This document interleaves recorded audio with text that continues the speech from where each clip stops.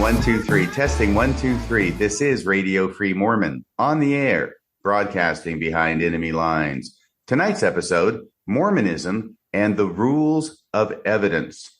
With me tonight is Kolby Reddish from Idaho. Correct, Kolby? How are you doing? That's right. Yeah, I live right outside Boise. I'm doing great. How are you? Super duper for this early morning in November. Today's date is November 27th, 2022. We wanted to get together and do a podcast on something that Kolby came up with the idea for and that we've been talking about for quite some time doing, because Kolby and I share a couple of things in common. The first thing is Mormonism. I've been a member of the Mormon Church for over 40 years now, or more correctly, the Church of Jesus Christ of Latter-day Saints for over 40 years. And Kolby, you were a member of the church for how long? I was a member for 33 years. Yeah, sorry to turn the knife with that use of the word were. I understand that your departure from the church is recent. I believe we received resignation confirmations in August, so about 3 months. Yeah. Okay, so are you over this thing? Yeah, I am. You know, our life has gotten a lot better since. It's interesting having done an interview with John on Mormon Stories. It's kind of like a time capsule of John who? John Dehlin. Sorry. Who's that? Anyways, like when I'll see comments come in on that video, and it's just an interesting kind of like time capsule of pain to look back on. I think especially when I look back at some of the comments my wife made, but I think we're doing great. Really happy with where we're at right now. Well, good. I'm glad to hear that. By the way, just kidding there, in case John Dehlin happens to listen to this show, on the off chance that he listens to this show. I know your last name. It's Dehlin. But the other thing that we have in common, in addition to Mormonism, is the law. Because I've been a lawyer now for 33 years. I understand that you are a member of that distinguished profession as well, Kolby. I am. I am an attorney that works on the state side here in Idaho, and I also serve kind of as a recurring adjunct for the law schools around here. Well, great. So I've already introduced the subject, which is Mormonism and the Rules of Evidence. Now, the rules of evidence is something that needs little introduction to you or me or any other lawyer. However, I'm thinking that there might be people out there who are not lawyers listening to the show, and they could perhaps benefit from a description of what the rules of evidence are, mainly because as lawyers, when we go to court, there are certain rules that we have to follow in order to get evidence admitted into court, or in other words, heard by the jury or the judge, depending upon who the trier of fact is. And now I'm geeking out with all the legal terminology, and I did not mean to do that. We're focusing on making this clear. The rules of evidence. Can you give us a thumbnail description of what those are and where they came from, Kolby? Yeah, I think it's important to remember that the rules of evidence, I think one of the reasons we wanted to have this conversation is the rules of evidence, like you just said, are the rules that govern what happens inside of courtrooms. I think the importance in how it connects to why we wanted to have this conversation is because the rules of evidence have developed over several centuries, really. They're rules that we inherited from, if you're American, they're rules that we inherited from our British cousins when we came over here and started the colonies here. And I think it's important to remember that they evolved over centuries, hundreds of years, to help people who are trying to determine fact. And so I think that in particular is why we wanted to have this conversation about how the rules of evidence and some other related legal concepts connect to especially the duty or the job of evaluating Mormon church history. Okay, really good. And from the lawyer's point of view, when we look at the rules of evidence, and we should, if we don't, pretty much have them memorized, because these are the tools that we use to get into evidence, what it is that we want to get into evidence. And on the other hand, hopefully we can use them to keep the other side from admitting evidence that we don't want them to admit, right? That's right. And as you say, hundreds of years, English common law codified in the rules of evidence. And the idea behind these rules is to keep out evidence that is not helpful to understanding or making a ruling on the issue that is in front of the court.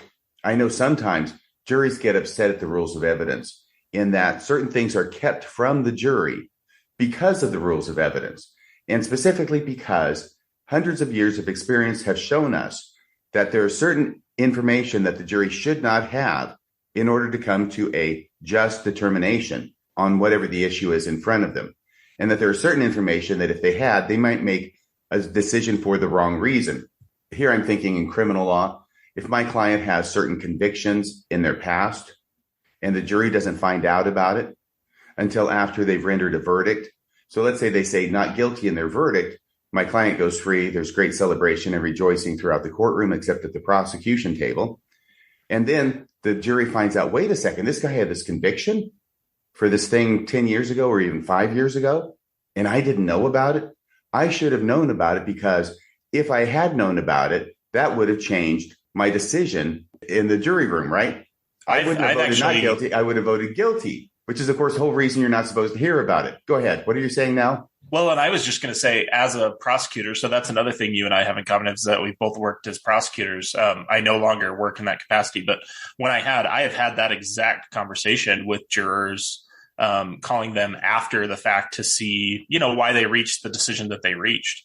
I had one more complicated DUI with, or driving under the influence with experts involved, where the individual, it was a young individual, but they had a previous conviction. And so they were charged with driving under the influence for the second time, which is a separate crime. But that information that they've been convicted once before does not go in front of the jury until the jury makes the decision about whether they were driving under the influence that the time at issue. And so I remember having that phone call with a juror and explaining, just trying to see, as the prosecutor, what was it about the case that didn't convince them? Yeah, and how did you screw it up? Yeah. Well, and it's really just to get feedback if you made mistakes so that you don't make them in the future. Right. But yeah, I had that exact conversation with this juror, saying, this was this person's second offense. And the juror said, well, you didn't tell us that. We were really close. We definitely would have convicted if we would have known this was this individual's second offense. And I said, and that's the exact reason that you don't get to know that at that stage. This is one of the most common complaints that jurors have, in my experience, is not knowing about prior convictions of a person who's on trial for a crime. And like you said, that's exactly why you don't get to know about a prior conviction in a DUI case if a person's on trial for a second DUI, because you're supposed to, as a jury, determine whether the person is guilty beyond a reasonable doubt based upon the evidence that's in front of you relating to this charge. The fact that a person has a prior DUI has nothing to do with whether a person is guilty in this instance. And for lawyers who deal with this and have had it drilled into them in law school for 3 years like I did, believe me, it made no sense to me the first time I heard this. Back in 1986, I think it was, when I was in my freshman year in law school at the University of Texas. But over time, I started to see the wisdom in it. And the example that you give is a classic instance of the wisdom in it. Yeah, and I think that's a good transition to really the first piece we wanted to talk about. So the rules of evidence, and the interesting thing about the rules of evidence is, at least in my state, most states, so there are federal rules of evidence that govern in federal court. So while the federal rules of evidence govern in federal court, most state courts have adopted more or less wholesale the federal rules of evidence. So they're more or less, that's basically the rules we're going to use to talk about these ideas, but they should apply basically across all of the U.S. states that I've ever looked at their rules. So the first rule we wanted to talk about is Federal Rule of Evidence 404, and it prohibits what's called propensity evidence. So we basically just gave a great example of what propensity evidence is. Do you want to give any other further explanation about that, RFM? Just to describe propensity evidence and define it, which is if a person has a prior DUI and they're on trial for a DUI now, then the prior DUI would be what is considered propensity evidence. And it is not admissible as a general rule. Propensity evidence is not admissible because what you're saying is that the person did it one time, so it's more likely that they did it a second time. So propensity evidence of that sort is not admissible under Rule of Evidence 404. That's right.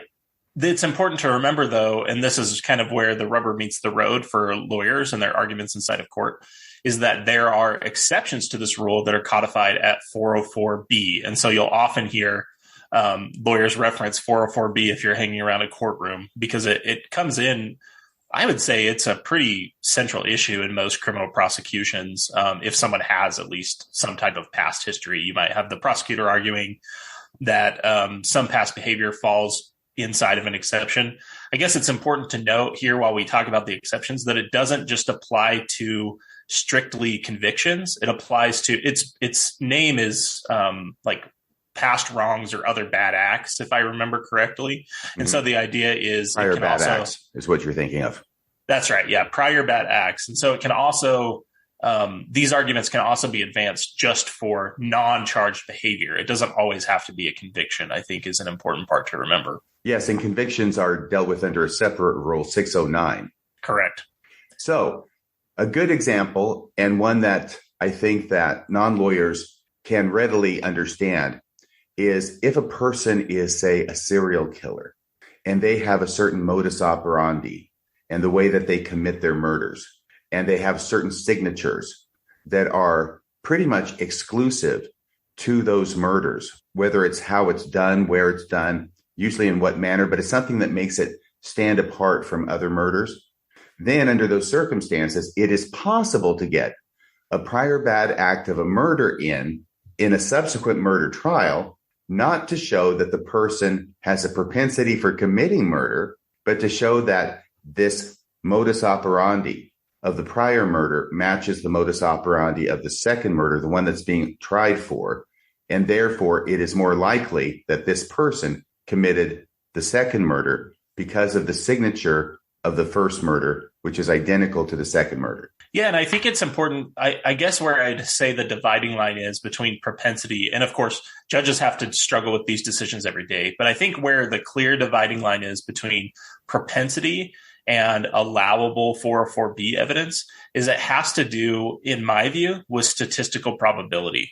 And what I mean is this idea of 404B evidence really came out of English common law. It came out of an English case where there was a defendant who was charged with drowning his wife in the bath. And this defendant's defense was that the wife had fainted in the bath. Now, in this famous case, the state was allowed to show that the defendant had two other wives who had also died in the bath. And the allegation he had made in those cases was that they had also fainted in the bath. So what comes out of this case is what's known as the doctrine of chances. And the way I would sum it up for non-lawyers is just, it's really the idea of what are the odds of these statistically unlikely events stacked on top of each other. How likely are those things to happen? And so I think that really then leads us to how does this connect to Joseph Smith specifically? Okay. And what are you thinking of as to the relationship of this rule of evidence to Joseph Smith and Mormonism? Well, I had this thought enter my mind one night as I was sitting there thinking about all of the magic that Joseph Smith found in the area in which he lived. So here are just some magical artifacts that I have compiled a list of that, Joseph either touched or had interaction with. And I think this is how it connects, is how likely is it that one individual could find all of these things. And so here's the list I've compiled. We have his seer stone. We have then separately, the Urim and Thummim with the breastplate. We have the plates, or several different types of plates, depending on the account. We have the sword of Laban. We have the bones of Zelph, the Lamanite, and the arrowhead that was carried to Utah later. We have Adam's altar in Jackson County. We have the Abraham papyrus. We have related with that a papyrus that Joseph attributed to Joseph out of Egypt. We have the Kinderhook plates. Then we have a visit from Peter, James, and John. Then John the Baptist, God and Jesus themselves. It really left me thinking, it seems like Joseph Smith can't go outside without tripping over someone or something that's supernatural. And so I think the way it connects is the doctrine of chances essentially asks the fact finder to decide how likely is it that these unlikely events would have been stacked on top of each other. And so that's just something to think about. I think if it's okay at this point, I'd like to just kind of say why really what my goal is in having this type of conversation is obviously Mormonism has been a big part of my life, a big part of forming the principles that I still want to live by.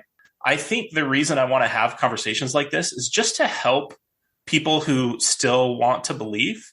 I want them to understand that people who may be in my shoes or your shoes, that logic and reason have really just made it difficult for them to continue believing, that it's not something that they can just easily go back and fix. And so that's one of the reasons I think these types of conversations where we really lay it out and we think about it from a different perspective are important.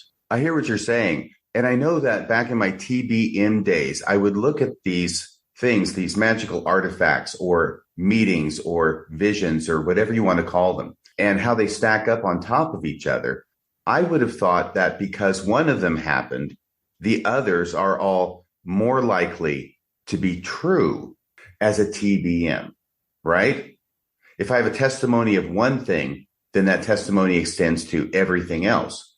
But on the other hand, if you're looking at it through the rules of evidence, the fact that there is one thing that is very unlikely, any one of these things is very unlikely, I think we'd all agree. None of those have ever happened to me. I haven't tripped over a sword of Laban or found a skeleton of a white Lamanite, at least not that I can recall. So any one of these are very, very unlikely to have happened. But when you take one of those and you add another one, now you multiply their unlikeliness together. In other words, one doesn't make the other more likely. One makes the other less likely, and exponentially so, because it's unlikely enough that a person is going to find one thing like this.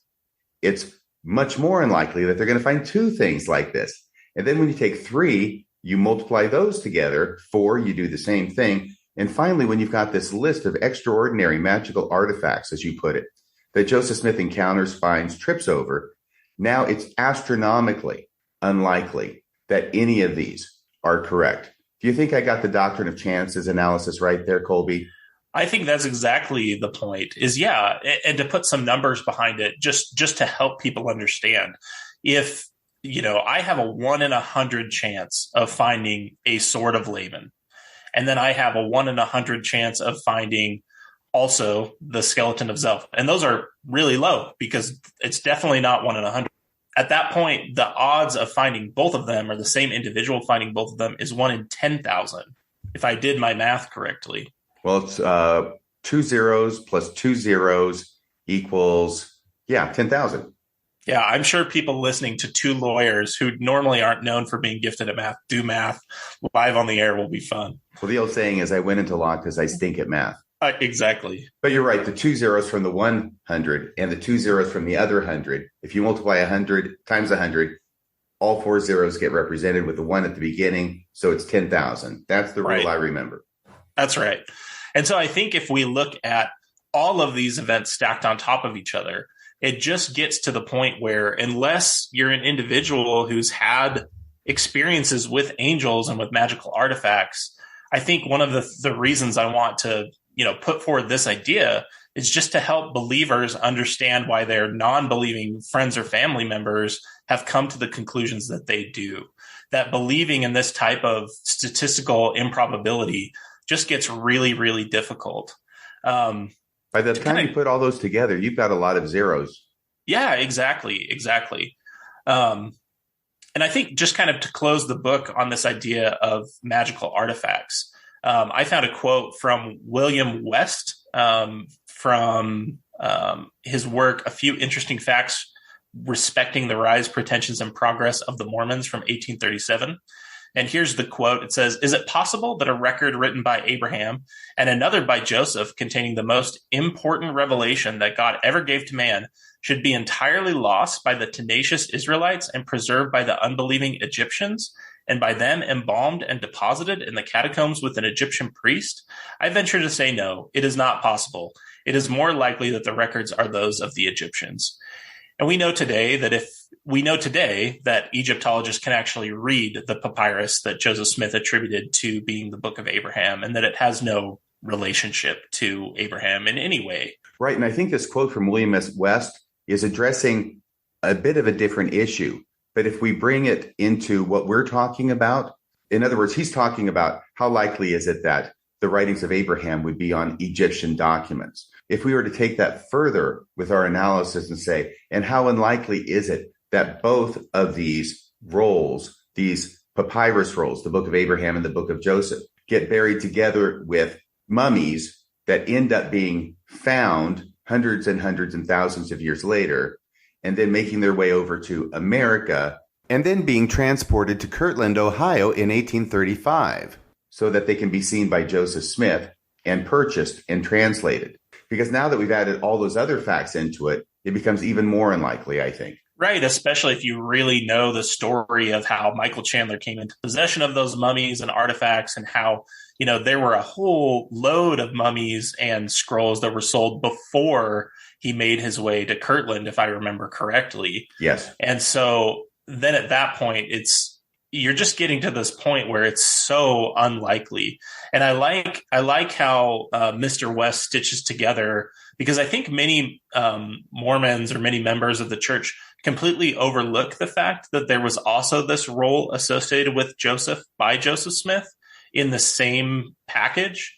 I think I can't remember if I think it was an episode you did with David Bockavoy, where he laid out how interesting it is that Joseph already had laid out his book of Moses. And then he clearly had this obsession with Egypt and with the three Israelite figures that we know are associated with Egypt. Moses, Abraham, and Joseph. Exactly. And so I think it's no accident that it was Abraham and Joseph that he attributed these scrolls to. Right. And looking at this from a bit of a different perspective with a different story, I know that most of the members of the audience know about Mark Hoffman, who is quite a gifted forger and managed to fool the church and a number of other people with his forgeries relating to early church history. There was at least one individual named Gerald Tanner, an anti-Mormon, who did not believe that Mark Hoffman could have found all of these. Let me back that up and say this. Gerald Tanner did not believe that these documents that were being produced or found by Mark Hoffman were authentic. He figured they were forgeries. And he basically did an analysis of the doctrine of chances, because he said, what are the odds that one guy finds all of these early, significant, important, and controversial documents? And he finally says, finding one, that's amazing. 2 is doubly amazing. And 3 and 4, come on. No one person is lucky enough to find all of these. This has got to be something other than legitimate. And that's why, one of the reasons why Gerald Tanner thought they were forgeries before anybody else did. And this is in the face of handwriting experts and document experts pronouncing them to be authentic. Yeah, and I think one of the very interesting things about that story of Gerald and Sandra's position on the Hoffman documents is that in many ways, the documents or the revelations coming out of those documents, they would have furthered Gerald and Sandra's goals in that they were difficult for the church to deal with. And yet still they took this position, I think, showing that they were committed really to following what they felt was the truth, that the documents were not authentic. Right. And so this idea, this rule of evidence being the doctrine of chances that you have mentioned, I think that name might have been given to it by Whitmer, but I'm not going to bet my life on that. He was one of the gurus of evidence. It was either Whitmer or Blackstone, one of those two. Yes. Yeah. So let's go on now, if we can, if you said everything you want to say about that, to Rule of Evidence 106 regarding completeness of statements. Yeah, so this rule of evidence is what's known as the rule of completeness, as you just said. What it essentially allows, or what it's essentially designed to protect against, is what I call the ellipses problem that we often see in church manuals and in evaluating church history. What it provides is that if RFM and I are representing two sides of the lawsuit in court, and RFM wants to introduce a document or a witness statement to stand for some proposition, that then if I want to, as the other side of that lawsuit, I can introduce the entirety of that written or recorded statement. And what it's designed to protect against is one side of the lawsuit pulling a specific statement out of context. And so that's exactly what it does, is it allows for the other side to put the entirety of the document in front of the jury or the judge if he's the fact finder, so that we have that level of protection. Right. If there's a document written by, let's say, a defendant, a statement by a defendant, and there's part of that statement that makes the defendant look guilty, and then there's another part of the statement that really makes the defendant look not guilty, the prosecutor does not get to go to the court and have admitted only that part of the statement that makes the defendant look guilty, although the prosecutor would probably like to do that. Once the prosecutor gets admitted or introduces in evidence that part that makes the defendant look guilty, and if the prosecutor does not do so, then the defense is allowed to introduce the part of that statement that makes the defendant look not guilty. Yeah, that's exactly right. And like we've said, the entire protection or the entire concept behind this rule is that context matters. And so it's designed to protect against really snipping one tiny part of someone's statement out to make it look different than it would in completeness, hence, the rule of completeness. And so I think the connection with this rule and the church's behavior over how it's crafted its conventional narrative of its history is pretty obvious to anyone who's dealt with this for any amount of time. The church has been guilty for a long time of creatively focusing on only parts of statements or records or even sentences that it likes for a very long time. And so there were three really that stood out to me as I was preparing for today. One is attributed to Joseph Smith, and the other two, one's attributed to Emma and one's attributed to David Whitmer. So the first one that really stands out to me with Joseph himself is the church's recurring use of the happiness letter. So the happiness letter, if you haven't really dealt with the happiness letter before, you can read it today on Joseph Smith Papers Project. And I would really recommend listening to Jonathan Streeter's presentation of the happiness letter. I think it was from an old Sunstone presentation he had given several years ago. 2019. I was there. 2019. And I went to my first Sunstone just this year, and RFM and I got to hang out there. It was great, wasn't it? It was great. And I got to give Sandra Tanner a hug. And let me tell you, for someone who stumbled upon some of Gerald and Sandra's work when I was in high school and thought that they were just the most corrupt anti-Mormons, being able to run up and give Sandra Tanner a hug and thank her for her lifetime of work trying to bring people to a more accurate version of Mormon history was quite the turnaround, but also one of the pleasures of going to Sunstone this year. Yeah. So the happiness letter, the one that has the memorable phrase in it, happiness is the object and design of our existence.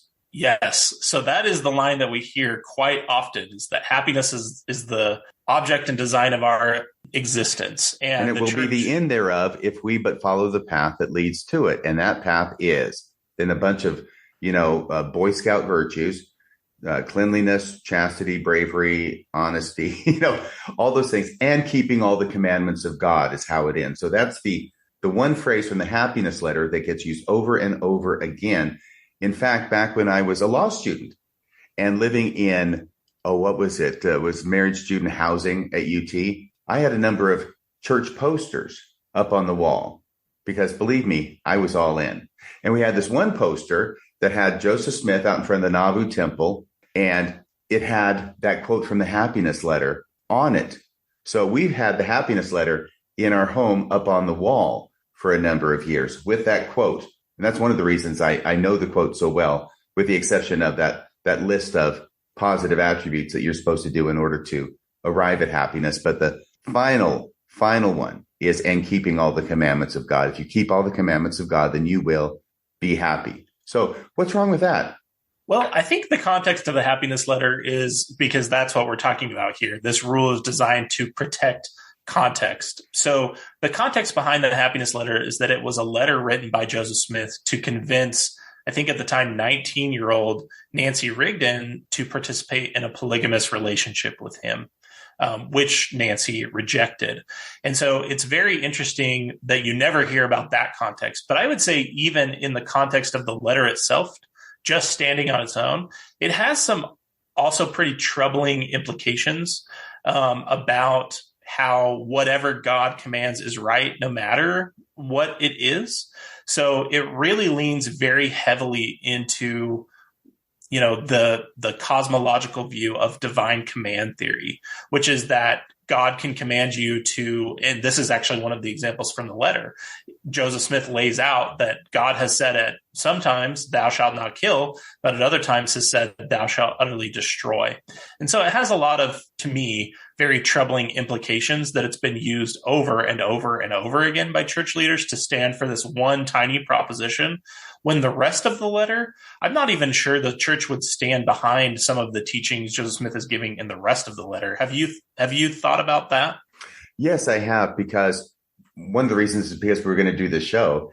First off, the main teaching of the church is that you follow the commandments, and of course, you're going to be happy. But when we're dealing with God, God himself is subject to law. God is not a capricious ruler who's going to violate his own commandments, because in the Book of Mormon, it talks about God could cease to be God if he were unjust, or God could cease to be God if he violated the law.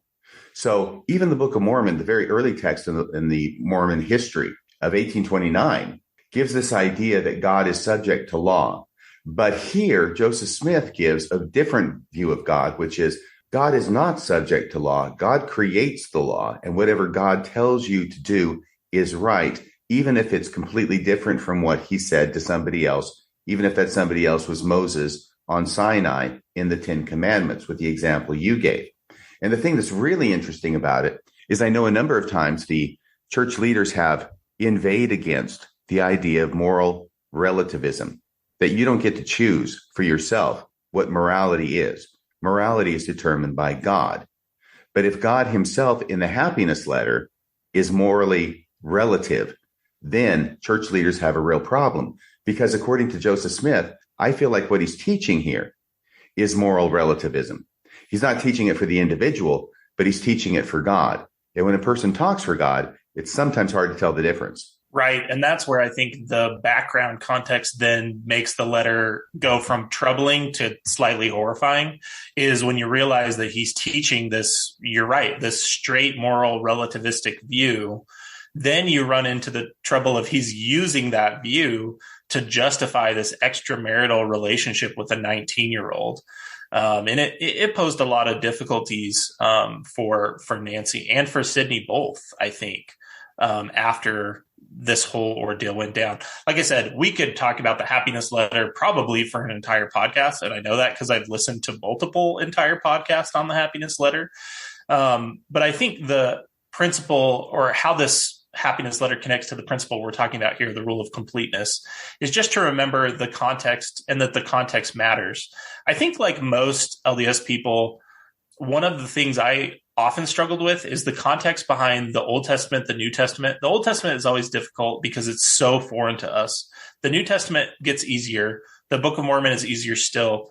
But Doctrine and Covenants, particularly because of the way that it's organized, was always so difficult for me to understand the context. And so I know that as I've put more effort into understanding it, as I continue to study Mormon history, there are sure a lot of problems. And the happiness letter is probably just one of those, I think, where you see it is awfully convenient that Joseph Smith is being told or putting in the mouth of God things that benefit Joseph Smith personally in some capacity.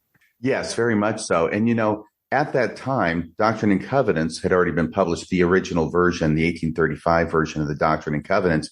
And in it, there was section 101, which said that the law of the church is one man and one woman in marriage, period, end of story. We don't practice polygamy. We have nothing to do with that. And part of that section was responding to those allegations that the church had practiced polygamy. So now Joseph Smith is trying to get Nancy Rigdon to be one of his plural wives, in spite of the fact that the book of scripture that he has been responsible for producing says you can't do that. So how do you get around that? Well, you say, this is a specific commandment from God. And this specific commandment from God overrides what God said in the Doctrine and Covenants, section 101, which, by the way, if you don't know out there, it's not there anymore. So if you go to 101 now, it's not going to say that. This is the 1835 version, which I think was the section 101 up until 1876, if memory serves. But you've got this situation where you've got conflicting commandments. And this is a way to try and say it's okay because whatever God commands is just. And you have to follow whatever God commands, i.e. getting married to me, Nancy Rigdon, in order to be happy, because that's part of keeping all the commandments of God. But it does occur to me as we're talking about this, Kolby, that maybe the church has not gotten this far away from this kind of thing, because I think they do the same thing with the idea that only living prophets are to be listened to, and dead prophets don't really count anymore. And I think that gives them a generational, if not more frequent than just generational. Every time a new person becomes the president of the church, we can get rid of everything in the past simply by having the new president claim it to be a revelation. And not calling the church the Mormon church would be one of those. President Nelson says, we're not going to call it that anymore. That's a victory for Satan, in spite of the fact that the immediately prior prophets had no problem with it, and indeed used it publicly and often and to their advantage. So I'm not sure we're that far away from it now. What do you think of that, Kolby? Well, I think that is an excellent point. There was a dialogue piece I read from, I think, last fall's edition by Roger Terry. And this piece was called Getting the Cosmology Right. And what this piece examined was that Mormon leaders at various times, including the same leader, like Joseph Smith, they taught both what's called the divine command theory, which we're talking about, basically this idea that a current prophet can trump past commandments, past scripture, past prophets. And then the other theory is more of like a natural law theory. The idea that you posited is taught in the Book of Mormon, which I completely agree with. It's taught in the Book of Mormon. It was my view as a Mormon, which is that law exists outside of God and that God used those laws to gain the position he has today. That was the position I think that Joseph Smith took later in his life in discourses like the King Follett discourse. And it's also, you noted the verse, I think in Alma, about the reality that God could cease to be God. I know it's also, this idea is also taught in Doctrine and Covenants 93, where I think the scriptures lay out that truth acts independently. So my thought on this is that it is a great thread to try and research. And we probably can talk about it when we get down to prior inconsistent statements or, organizations taking inconsistent positions. But to me, it's another one of these areas where Mormonism, conventional Mormonism, has taught two conflicting and mutually exclusive things, and you're required to believe both of them at the same time. That's really the sum of my thoughts on the topic. Yes, looking at it historically, I think we can see it in the Book of Mormon in 1829. And I know what you're talking about, the King Follett discourse, where God, finding himself in the midst of spirits, saw that it was a good idea to allow them and help them to progress to becoming like he is by doing the same things that he did, right? So there's a law that he follows to progress and become as God. But that's 1829, Book of Mormon, 1844, King Follett discourse. And in between the two, we've got this happiness letter, which says the opposite, which makes me think that Joseph Smith sometimes used theology, not only creatively, but pragmatically. He would bend the theology in order to accomplish his immediate goals, which in this case was betting Nancy Rigdon.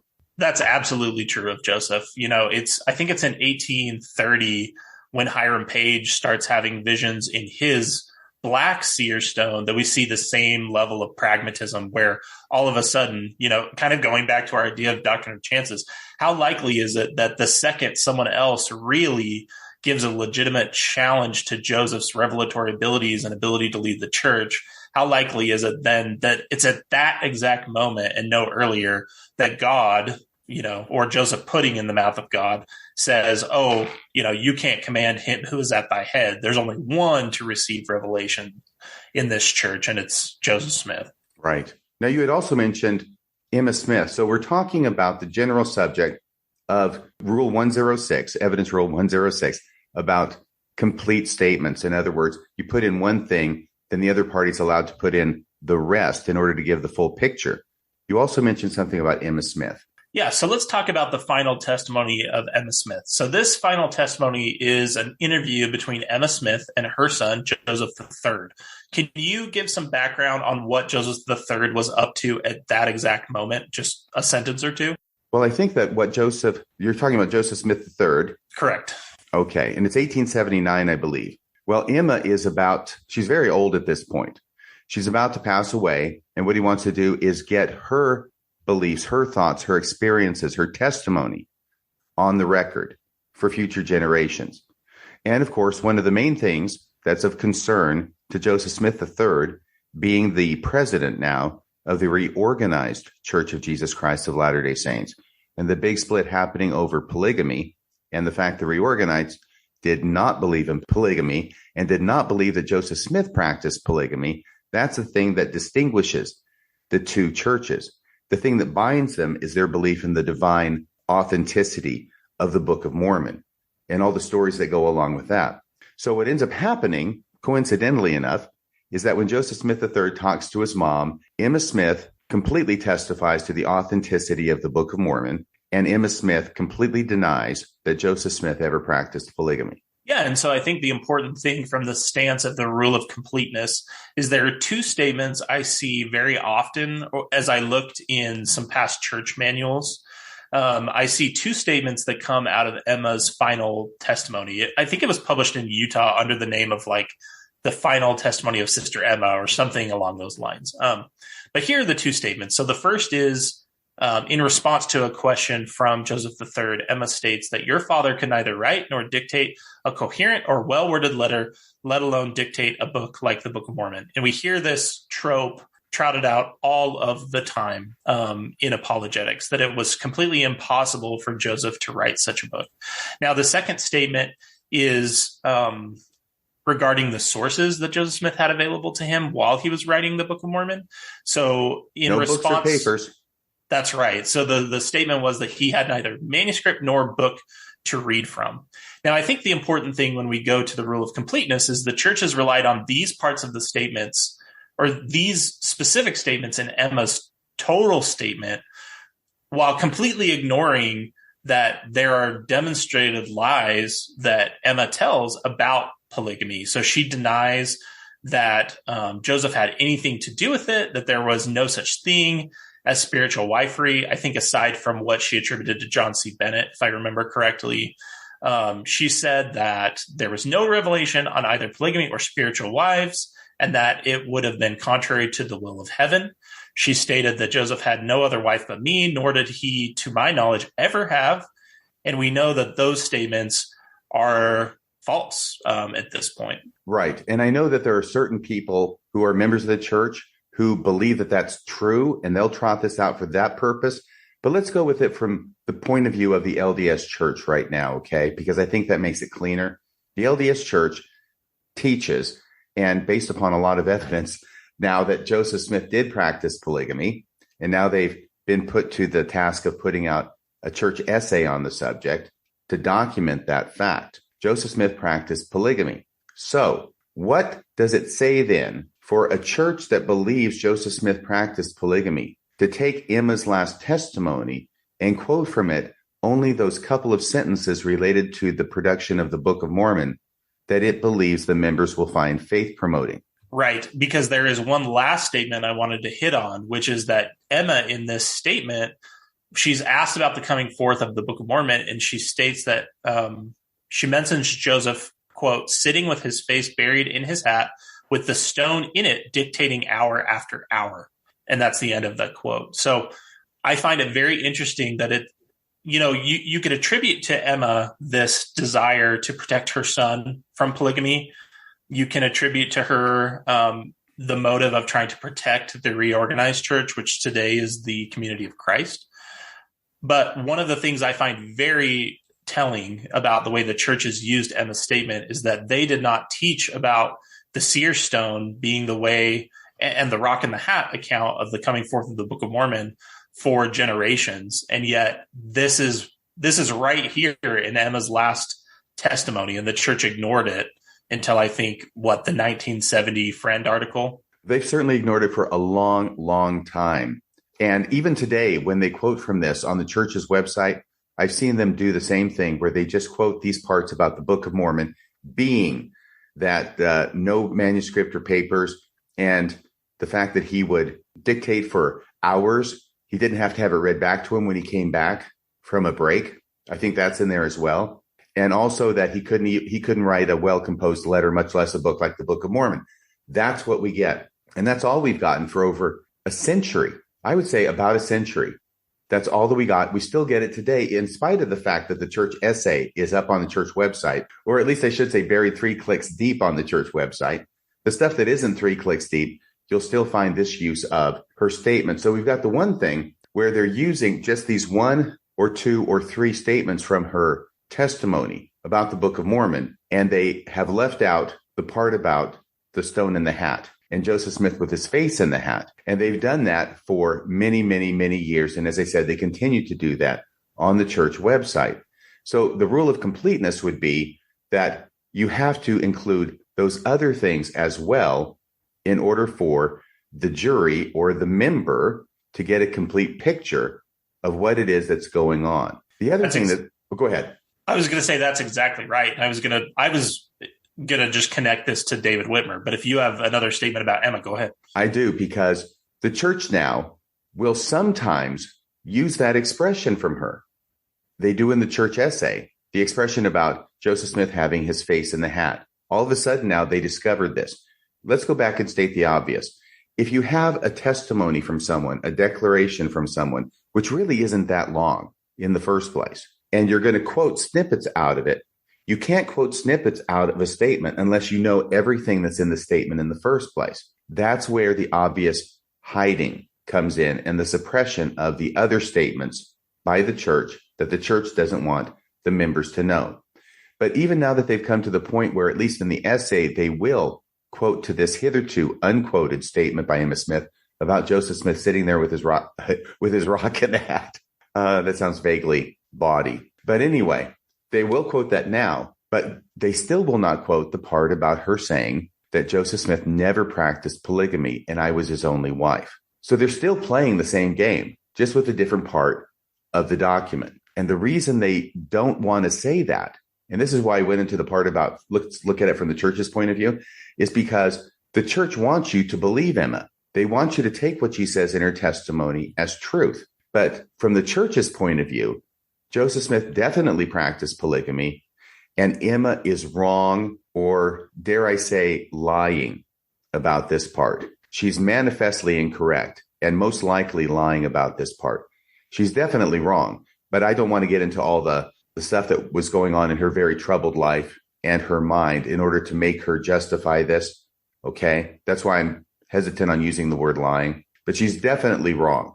So the church doesn't want to include that part, because if you can see that Emma in this relatively short document is wrong about such a big thing as Joseph Smith practicing polygamy, on what basis are you going to think she's right about the Book of Mormon translation? Yep, that's exactly the point, is that the church will want you to believe Emma for some of the statements and to not believe Emma for others of the statements. But they won't even make that explicit. I would say, to really, if they really believed in this principle of the rule of completeness and giving people full agency, informed consent, they would at least tell you that Emma's statement includes multiple, like you said, misstatements. I have a hard time also, denigrating Emma. I think what she went through was so difficult, having been married to Joseph. But it definitely shows that the church narrative that you and I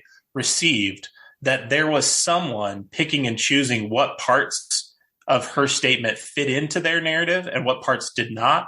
And they're still to that day doing this. And they also do that with David Whitmer. And that was how we wanted to connect the two. Okay, so this is the third and final example of the church not giving us the completed statement of different individuals. Yeah, that's right. So the church's website today says that along with Oliver Cowdery and Martin Harris, David Whitmer was shown the plates by an angel and heard the voice of God command them to testify of what they had seen. Unfortunately, David left the church a few years later and never returned, but he never denied his testimony. By the way, can I just say something right here? I know this isn't the point you're making. I hear this all the time, especially with the witnesses, because it's always amazing that they left the church, but they never denied their testimony, and indeed, in some cases, reaffirmed it later in life after their departure from the church. I have never, to my recollection, when it comes to the three witnesses, read a church correlated publication such as this talk about the reason why they left. Yeah, that would be an entire different podcast. I know that Dan Vogel, I think, has a 2 or 3 part series on his YouTube channel about the 3 and then the 8 witnesses. But it's interesting. I've listened obviously over the course of the last year and a half or 2 years really since I've been questioning. I've listened to a lot of apologetics, and there are many apologists who say that the witnesses are the strongest evidence for the truthfulness of the Book of Mormon and the church because they never denied. To me, even before we get into the details of the culture they were coming from, which was this treasure digging folk magic, culture, and the problems with why they left the church, to me, there have been people who have sworn to the truth of many different religious movements. And so I really don't find the witnesses' testimony, to me, all that convincing. It's interesting that there are many church apologists who feel like this is the strongest piece in the churches, like in their defense of the church. Mm-hmm. What do you think of that?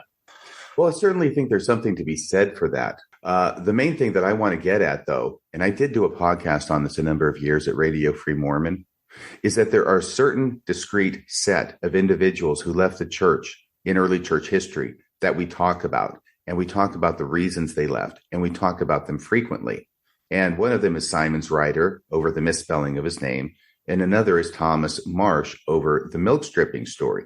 So the stories that we tell about church individuals leaving the church, the ones that we tell, we do it in such a way as to show how stupid they were for leaving the church. And as I put it before, the only reason that people leave the church is for stupid reasons. Therefore, the unstated conclusion is, if you leave the church, it's because you're stupid. So in light of that background, this is sort of a meta conversation about a complete statement, right? In light of that background, that we know that they talk about people who leave the church, when they can frame their leaving as being stupid, what does it say when they talk about people who leave the church but never talk about why they left? Yeah, that is a very, very good point. Yeah, it's obvious to me that the reason, even if I don't know what the reason is, and I kind of do, but from that alone, I can conclude that the reason that David Whitmer left the church is not so easily frameable as something that was stupid. And actually, it might be problematic for the church to go into it, and therefore they don't. Right. And I think David and Oliver both, you get the same not telling the story with why both David and Oliver left. And interestingly, it's essentially the same thing. It's the advent of polygamy, although David adds a lot more detail to the reasons why he left. Yeah, so you're getting to this point where the church frequently includes in their materials this quote from David Whitmer. Yeah, so let me read that quote. So, and this again, even the lead into this quote is from the church's website today. They have like these new church history topics.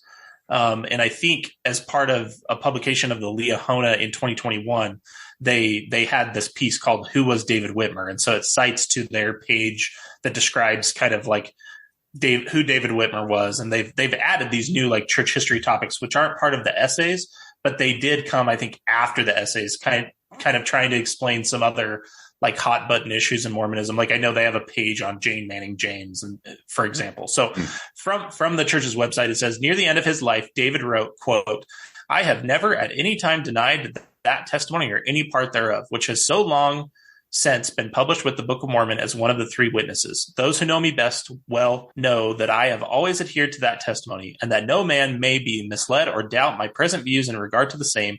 I do again affirm the truth of all my statements as then made and published."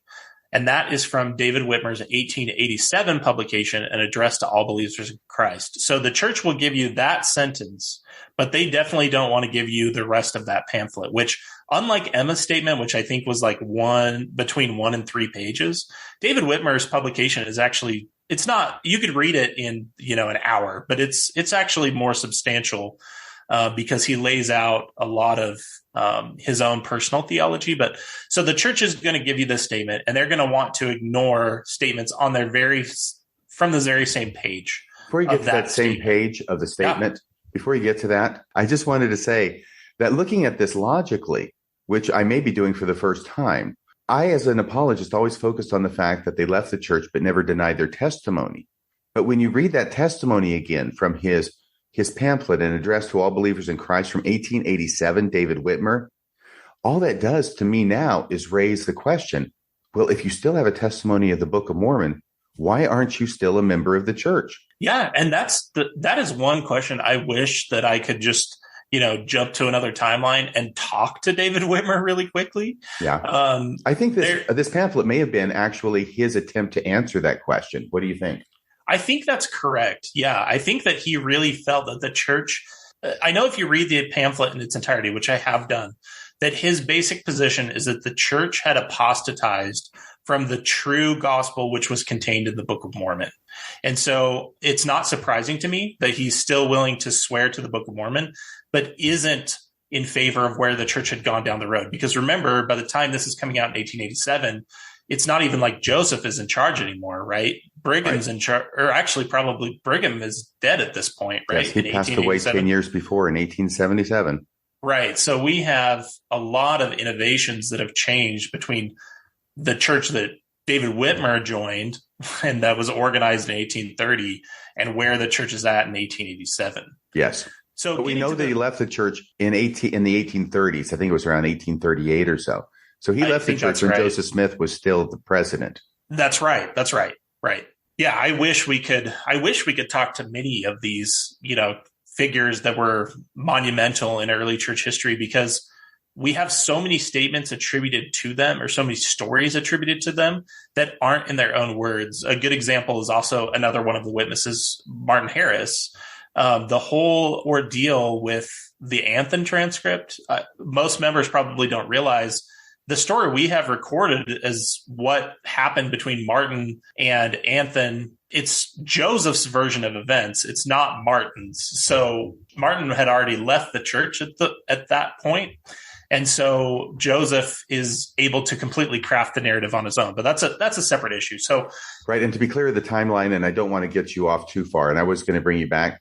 So Joseph Smith is writing the history of the visit of Martin Harris to Charles Anthon, which would have happened in 1828, I think. He's now writing that 10 years later in the 1838 church history. Right as Martin is basically leaving the church, if I remember correctly. Yeah. But as I say, we're getting off the script, and I apologize for that because that's my fault.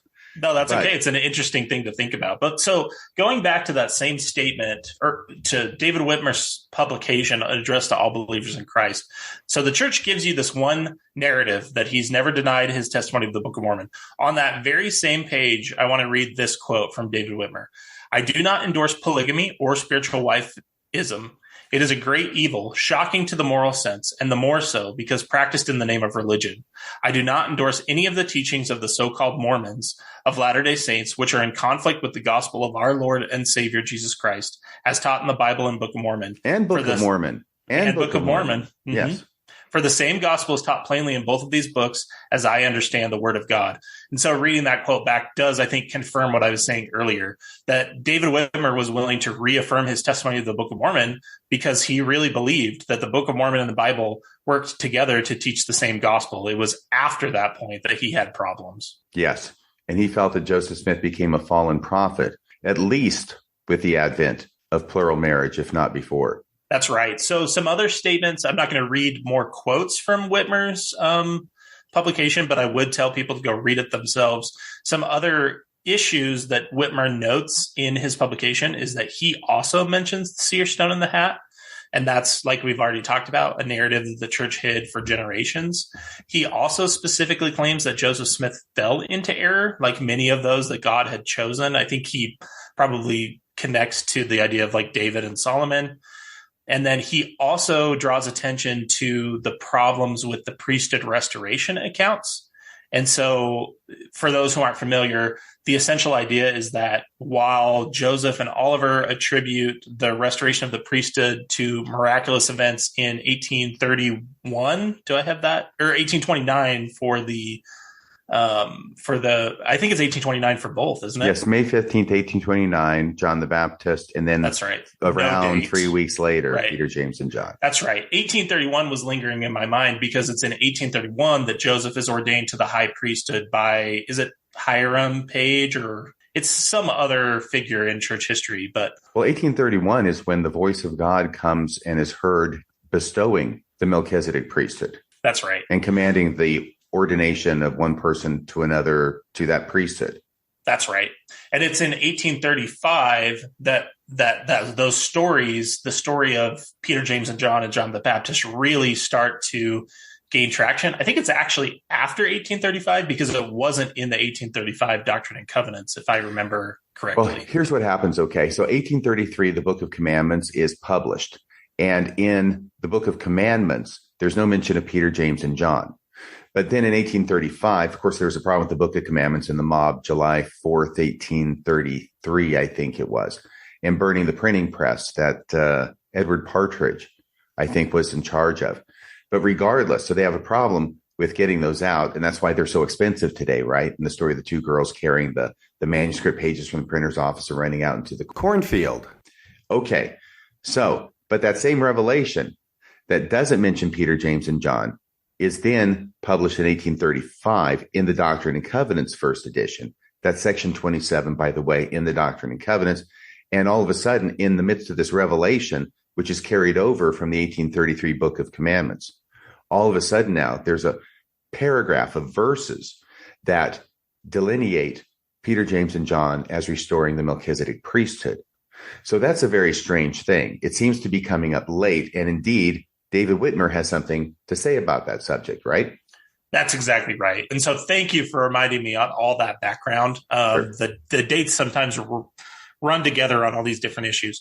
The bottom line here is that David Whitmer indicates that was a problem. He indicates that he had not heard about angelic visitations towards Oliver and Joseph until 1835. And by angelic visitations, I just mean the whole story of the priesthood restoration with the visit of Peter, James, and John the Baptist. Right. And we should probably focus on Peter, James, and John because right. John the Baptist is a bit of a different animal. Right. I think that there's evidence that Joseph Smith claimed an angelic appearance, but he didn't get identified as John the Baptist until much later. And Peter, James, and John are totally off the grid with the Melchizedek priesthood.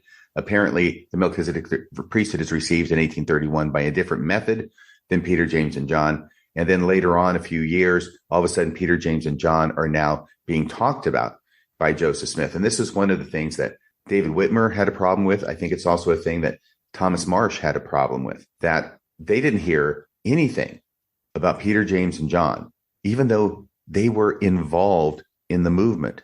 And they talked with Joseph Smith and they listened to Joseph Smith constantly because he's their prophet. But they didn't hear Joseph Smith say anything about Peter, James, and John until around 5 years after 1829.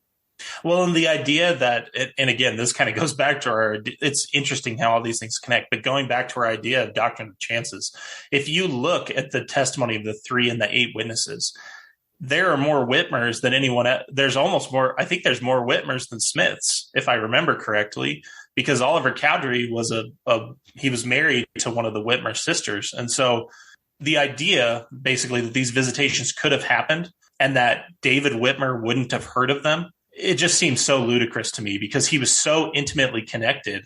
Wasn't the church itself organized in the Peter Whitmer senior home? It was in the Whitmer log cabin. Yes, that's right. So the idea that, these events would have happened and these people who were so central to the movement would have never heard about it until at that point, I think he was saying, I hadn't heard about it until 1835. It just seems so far-fetched to me. So that's another part from David Whitmer, the third example, where we've got even on the same page that the church quotes him in support of the Book of Mormon, the church refuses to quote him regarding his feelings about polygamy. Yeah, polygamy, the rock in the hat, and also the problems with Joseph's calling. So moving beyond the rules of evidence now to just a general legal concept. So I told you, and that I work the state side of being a lawyer, which means that oftentimes I get to help elected officials or appointed officials administer the law. The people in the executive branch and the administrative agencies, they have a lot of work to do trying to figure out how to make sense of all this different law and these different rules. One of the most important tools that I have are what lawyers call the canons of construction. And that's just a fancy word for saying the rules we apply when we're reading statutes or court rules. And one of the most central rules, at least here in Idaho, different states have different approaches, but one of the most central rules of reading statute is the idea of the plain meaning rule. So the plain meaning rule is really just that words mean what they would mean in common vernacular, unless there's some different statutory definition given. Do you have a lot of experience with the plain meaning rule, or do you have something analogous in Washington? Oh, absolutely. There's lots of different rules, and they're basically almost grammatical rules for reading statutes, because what the courts do, they are charged with interpreting the statutes that the legislature has written. So in some ways, they're going to treat these, I'm not going to say as scripture, but kind of like, because what their goal is to give effect to what the legislature, the representatives of the people, right? What the legislature has written in the law. And their goal is to give effect to it and try and discern what it is that the legislature meant when they wrote this law. And that's where these rules of construction come in. First off, there's the plain meaning rule, right? It seems to be absolutely clear, but believe it or not, legislatures can sometimes write things that are not completely clear. And then the courts have to come in to interpret them in light of the statute itself and how it relates to other statutes. Yeah, that's exactly right. And oftentimes, not only do courts have to do that, but in my career, I've worked for administrative agencies, and oftentimes administrative agencies are the first level of having to interpret these statutes and really give effect to, like you said, what the legislature has written. And so these rules get applied just like you would if you were like a mini judge, right? The administrative agencies have to make these same types of decisions. So the reason that I wanted to talk about the plain meaning rule is this idea of reification. And the idea of reification is when a group takes a word that has a very common meaning and they apply a very specific definition to it. They change the meaning of that word over time. And I think one of the things we're seeing recently with Mormon apologetics is a lot of reification. So the one I wanted to start by talking about is translation. So what issues have you seen in the redefinition or creating some special Mormon definition of what the word translation means? Well, I'll start out with the basics that when I joined the church in 1978, it was very plainly taught that Joseph Smith translated the Book of Mormon from Reformed Egyptian that was on the gold plates into what we have today as the English Book of Mormon. And it was also very clearly taught that when it came to the papyri, Joseph Smith translated the Egyptian characters that were on the papyri into the Book of Abraham. So that's where I started. It was simply a translation. We're using translation the way it is commonly used. Right. But then over time, especially with the Book of Abraham, so we'll probably focus there, where it has become really unavoidably obvious that Joseph Smith's translation of the Book of Abraham has nothing to do with the papyrus from which he claimed to translate it. Now, we have to do something if we're an apologist or a church member who wants to continue to believe that the Book of Abraham is inspired. Joseph Smith said he translated it. We now know that the translation doesn't match the papyri itself. So what's a girl going to do? You got to change the meaning of the word translation. Yeah, that's right. And I think you see this a lot with the gospel topic essay on the Book of Abraham. They try and it's an interesting apologetic tactic I've seen a lot lately. You and Bill, I think, did a Mormonism Live episode about games apologists play. And I saw this exhibited a lot in that episode, where apologists try and make everything unknowable, kind of going to this idea of it's interesting the church speaks out against moral relativism so much because sometimes the apologetics end up back at the same place.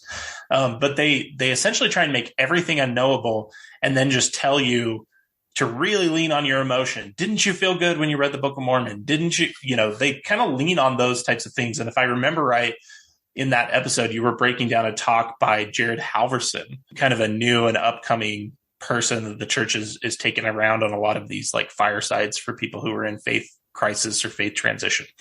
So anyways, as we go back to the Book of Abraham gospel topic essay, the church claims, quote, Many people saw the papyri, but no eyewitness account of the translation survives, making it impossible to reconstruct the process. Now, in my opinion, having put a lot of time into the Book of Abraham, probably nowhere near as much as you have, but it was really the first issue that I studied in depth. That statement is only true for those who are unwilling to really follow where the evidence goes. So Warren Parrish wrote that, quote, I have set, and he means sit, I have sit by his side and penned down the Egyptian hieroglyphics as he claimed to receive it by direct inspiration from heaven. Now, this letter from Warren Parrish was written in 1838, mid-translation, as Warren Parrish was trying to convince people of what we now know are the fraudulent works of Joseph Smith. And so what Warren Parrish's letter lays out is, I think, a much clearer line of translation, the way that you were taught when you joined the church. Now we see a lot of redefinition of what translation means. The Gospel Topics essay on the Book of Abraham, there's a lot of issues to talk about with that, but particularly this one about the catalyst theory. How do you see that as connecting to this idea of redefining translation? Oh, I think it's part and parcel of it. And it stems from the same problem, which is that when you conclude, as the evidence suggests strongly, that Joseph Smith's translation of the Book of Abraham has nothing to do with what was actually written in Egyptian on the papyrus, then if you still want to believe, I mean, most people would say, well, then it's obviously not a real translation.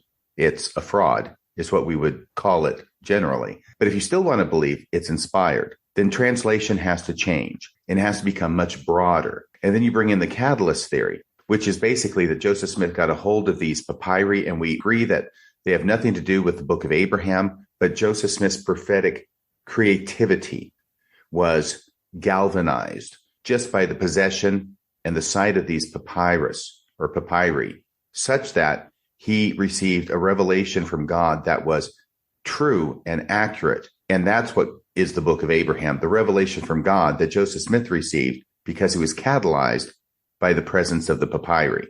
And that's how they explain the Book of Abraham still being true and yet having nothing to do with what was on the papyrus. Right. And so, to really lay that out, I think you've laid out the way the Gospel Topics essay lays it out, and maybe a faithful member who espouses that view would lay it out.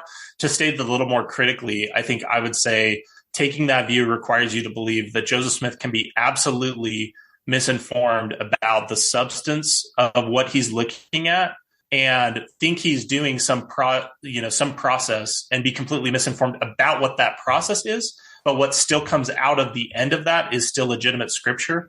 And that seems so problematic from my view, to say that Joseph can be incorrect about what he was doing. He can be incorrect about the underlying substance, but yet what still comes out the end is legitimate scripture. I'm just not willing to go there. Right. It's a desperate theory. Yeah. It came out of desperate circumstances because, as I've said before, the catalyst theory can save the inspiration of the Book of Abraham in spite of the facts. The problem is that it makes the Book of Abraham indistinguishable from an intentional fraud on Joseph Smith's part. They both look exactly the same, a fraud or the catalyst theory. All the evidence supports either. And the question then is, which is most likely? Well, the catalyst theory is incredibly unlikely, because then they run into the problem, as you're hinting at, that the fact is that Joseph Smith claimed he was translating it just the way we use the word translation today, and it's the way we use translation when I joined the church, that he's doing a word-for-word, language-to-language translation. He's not talking about a catalyst theory. So if the catalyst theory is correct, then, as you said, Joseph Smith had to be completely deluded, misguided, incorrect, because he thinks he's actually translating it from the Egyptian, but he's not. That has to be part and parcel of the catalyst theory too. So then you're left with the conclusion that Joseph Smith was completely wrong about how he was translating the Book of Abraham, but everything in the Book of Abraham that he translated is nevertheless completely right. That's right. And I think the other problem about the Gospel Topics essay is that it just also ignores a lot of the evidence. So one of the statements that it quotes later on in the essay, it's attributed to W.W. Phelps, but he said, quote, as no one could translate these writings, they were presented to President Smith and he soon knew what they were.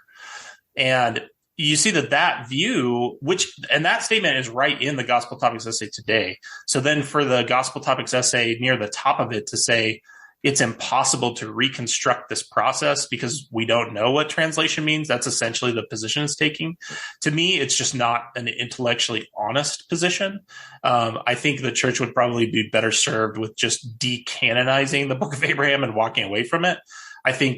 But they seem to be unwilling to decanonize anything at this point. Why do you think that is? Well, I think that they are stuck with what they're stuck with, that they've been calling it scripture for so long and a translation for so long that all they're going to do is continue to have it as scripture, but they're going to change the use of the term translation. They're going to change the definition. I think that in logic, this is also called shifting the definition of a term. So if you can shift the definition of a term, that ends up being like a straw man, because you're now not talking about what the original person was talking about. You're using the same language to talk about it, but you have silently shifted the term so that now you can still avow what the first person talked about while using it in a completely different way. Not completely a straw man, but I think there's some overlap there as well. Well, it's definitely fallacious, because what we're seeing, and I think you nailed it there, is Joseph definitely thought Joseph was translating. And you can see that. And when I say translating, I mean actually translating, the typical definition of translating. If you told Joseph Smith, if we could, bring him back from the dead for a second and tell him, your church today says that you were mistaken, but still receiving revelation in some way, I don't think he would agree with that at all, nor would Warren Parrish or W.W. Phelps. And it's interesting that those statements exist, and the church wants to keep what comes out the end, but doesn't want to deal with the ramifications of everyone involved with this translation project, seeing it in a completely different way from the church wants to today. Yeah, there's actually a famous quote on this from Lewis Carroll's it's actually not Adventures in Wonderland. It's Through the Looking Glass. And it's a quote from Humpty Dumpty. And I never would have known about this except for my friend Daniel C. Peterson, who is, of course, the godfather of Mormon apologetics. Here's the quote dealing with changing definitions. And this is Humpty Dumpty. When I use a word, Humpty Dumpty said in rather a scornful tone, it means just what I choose it to mean, neither more nor less. The question is, said Alice in response, the question is whether you can make words mean so many different things. And Humpty Dumpty corrects her. The question is, which is to be master? That's all. And I think that what he means by that is the question is who's going to be the master of the definition.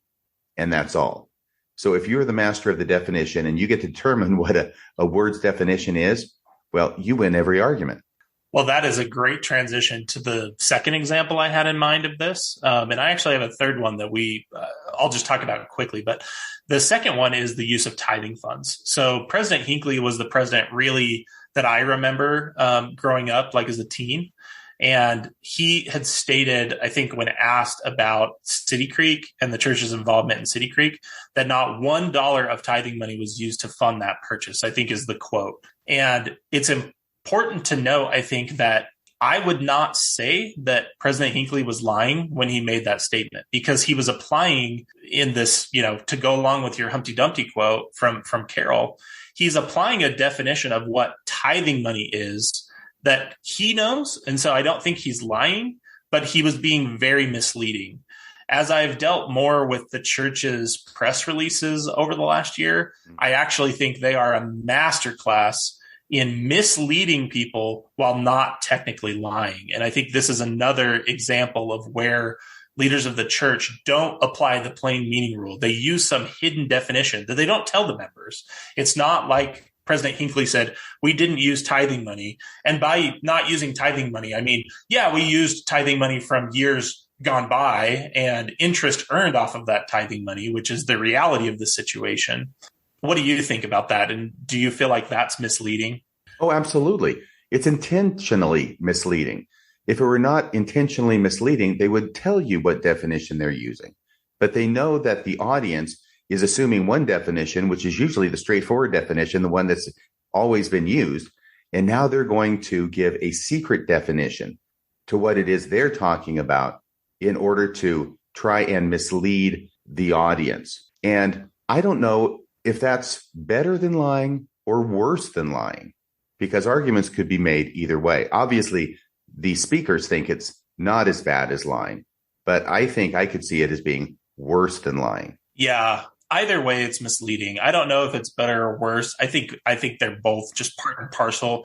It's more clever, I guess, than lying. That's what makes it worse, I think, because it takes so much more craft, right, and premeditation to mislead or equivocate, like President Hinckley did. Well, the contemporary example I'd give you, and this is just the third one, and it's not in the notes, and so it's because it's developed since we first started talking about this idea, is all the church's apologetics around the Arizona Bisbee sex abuse case. I have reviewed every single document that's publicly available. And, my wife and I did for those who don't know, the big reason that my wife and I left the church is the church's handling of sex abuse cases. And so I was following this very closely and reading the documents themselves. And I was just absolutely horrified at the way the church's first and second press releases after Mike Resende's story broke was that in August that it broke? Just a few months ago. Yeah. I was absolutely horrified at the way the church wasn't technically lying, but was being extremely misleading. And the reason that really troubled me is because people believe them. People that I love believe them. And that really, really bothered me. That's probably another example of this same idea where they're applying hidden definitions to things. Right. And it goes back to Joseph Smith, who was saying, I don't practice plural marriage, but that's because he is secretly saying, no, what we practice is celestial marriage. Right. And so I think as wholesale, I think this practice of applying private definitions to something, if you're going to apply a non-standard definition of a term, and that's how it connects to the plain meaning rule. If you're going to apply a non-standard definition, you need to tell people. That's the only way that they can know what you really mean by what you're saying. That's called communication. Right. Right. And so I know a lot of people have a certain idea about lawyers, and some of it may be correct and some of it may be incorrect. But I just want to go over with you, what would happen to a lawyer who engaged in this kind of activity, this misleading activity in court in front of a judge? Because I think lots of people think that lawyers are out there just trying to out-sneak or outmaneuver each other. And there may be some truth to that. But when you get in front of a judge and you try and pull this kind of stunt, what's going to happen? Yeah, I have seen lawyers get read the Riot Act by judges who they do not appreciate it. Attorneys have a duty of candor to the court, to candor to the tribunal. And sometimes they're placed in the difficult position where they have competing loyalties. They have a duty to the court to keep their bar license. They're an officer of the court, but they also have to zealously represent their client's interests. And so if an attorney were to do the same exact thing that I think I've seen the church doing over and over again, I don't think that person would have a bar license for very long. That's my opinion. I agree with you, and I've seen this happen. So just so everybody knows, it's not all a free-for-all in court. Judges don't put up with this kind of stuff that the church is pulling, and they wouldn't put up with it from a lawyer for 1 second. I've got stories, you've got stories. We've got a lot to cover, but I did want to bring up this particular redefinition from Elder Bednar, because he seems to be redefining the term see, as in S-E-E, as in to perceive something with one's eyes, right? Seeing, we all know what seeing is. You see it with your eyes. But recently, he's given a talk called That Ye May Believe, in which he seems to openly be redefining the term seeing. So it's not a hidden redefinition. It's an open redefinition, and this may be for a different purpose. So let me go ahead and find this quote for you. It's about 1 minute and 9 seconds long, and all I have to do is open up this link, and I think I can play it to you from his Facebook page. As a way of introduction for this clip, RFM, am I correct in that this is the same talk that you and the Backyard Professor have done a larger deconstruction on, or is this a different? No, this is the same one. Okay, that's what I thought. So if people wanted more background in the entirety of the talk, they could listen to your episodes with the Backyard Professor. Yeah, so let's see how this works and see if I can get this to play for us. Now, comparing and contrasting the teachings of Alma and Korihor is most instructive.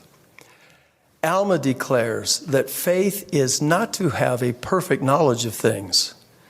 Therefore, if ye have faith, ye hope for things which are not seen, which are true. According to Alma, with Christ-focused faith, believing that which is true but not visible is in fact seeing. Okay, so right there is where David Bednar changes the use of the word seeing. What he says is that if you have faith in Christ, it's the same thing as seeing. Right. So I see this as an explicit redefinition of a term, but in order to further unstated goals of his. Well, and I think, this is a really interesting one to me because one of the stories before my wife and I left the church, I was the gospel doctrine teacher for almost 5 years. And one of my favorite stories to recount, there were two, where I would kind of teach the same principle that Elder Bednar's teaching, but I was more honest about it. I would talk about the road to Emmaus. That's in the story of the disciples on the road to Emmaus, which I think is in Luke 24, if I remember right. It's in Luke, definitely. And one of the things I would build out of that story or take out of that story for me was this idea that the witness of the Spirit was more powerful than the disciples recognizing Christ on the road, because these were people who presumably would have known what he looked like. And, there's speculation that for some reason the Spirit hid his appearance. I don't really know how that, would work, even as a believer, how the Spirit would give you the gift of disguise. I've never seen that spiritual gift. But the bottom line is I would use this story to say that the witness of the Spirit is more or can be more meaningful than just seeing. Compare that to Laman and Lemuel, right? We have lessons like this all the time. They saw an angel and it didn't change their behavior. The difference is Elder Bednar is teaching the same principle, which I can understand where he gets there based on my view of Mormon doctrine and their scriptures, but it's not the same thing. To say that it is the same thing, I think is dishonest. And I'll just tell you that after studying the New Testament for some time, it eventually occurred to me that I think pretty much all the post-resurrection experiences or encounters with Jesus described in the New Testament have one thing in common, and that's that nobody recognizes him. The people who knew him, walked with him day to day, nobody recognizes him on the road to Emmaus or Mary at the tomb at the end of John or all these other different places. Nobody ever recognizes Jesus, which leads kind of to the obvious conclusion that Jesus didn't look the same. That is a great observation, that maybe there's more going on in the story than we're told. And it's interesting that in this way, that our conclusion, our belief that we already understand the truth, which is that a resurrected being looks exactly like the person in mortality, right? Maybe a little bit better looking, maybe not so fat, maybe with more hair, but they're recognizable. The fact that we think we understand that effectively prevents us, or most of us, from seeing it in the New Testament, even when it's right in front of our face. Yeah, that's such a great point. And I think that's this whole idea of the biases we bring to the table and that we don't re-examine. I think for the purposes of, and I think that talk from Elder Bednar, or that clip from Elder Bednar, is another great example of just redefining. And I will say Elder Bednar seems to be a master of this, because I know he's done a similar thing in a clip where he talks about agency, and he talks about the difference between free agency, which he says doesn't exist because it isn't in the scriptures. So then he gives a term moral agency and representative agency. Also, both of those in the scriptures. Yeah, both of those also don't exist in the scriptures, by the way. But he uses this idea that there is no such thing as free agency because those ideas don't exist in the scriptures. So let me tell you about these other two ideas that also don't exist in the scriptures, but I think are true. I know. And then amazingly, in his version, moral agency becomes the ability to not make a decision for yourself. Yeah, that's absolutely right. He says that you are not given the ability to choose, which is astounding to me that he can say things like that. It's like something out of 1984. It is very much like that. I think for the purposes of time, and also because I think this is the least interesting point I had built out, maybe we skip this church apologetics one. What do you think? You mean about the Daubert test? Okay. So then we go to Res Ipsa. I think maybe this will connect well with what we've already talked about too. Well, I think you're right. So Res Ipsa Loquitur. Okay, so we can go to this one. Let's go ahead and do that. I think it's probably a good idea. Although, gosh, I really like this other stuff too. Okay, we'll see how this goes, and maybe we'll come back to it in a future one. The next point that you wanted to bring up has to do with res ipsa loquitur. What does that mean? So res ipsa loquitur, like most fancy Latin phrases that lawyers use, has a really common understanding. So res ipsa loquitur is this idea. It's often used in tort law, which is, what people would think of as like a personal injury case or a product liability case. This concept is used, and what it means in Latin is the thing speaks for itself. And so this concept is used in tort cases to create an inference of negligence or bad action, and then require the plaintiff in the case to prove the amount of damages. That sounds really, really complicated, but let me explain it with just a common use of this idea. So let's say that I go in for surgery, and while I'm anesthetized, some accident happens, and let's say they accidentally cut off my right leg when they meant to cut off my left. That's some accident. That would be some accident.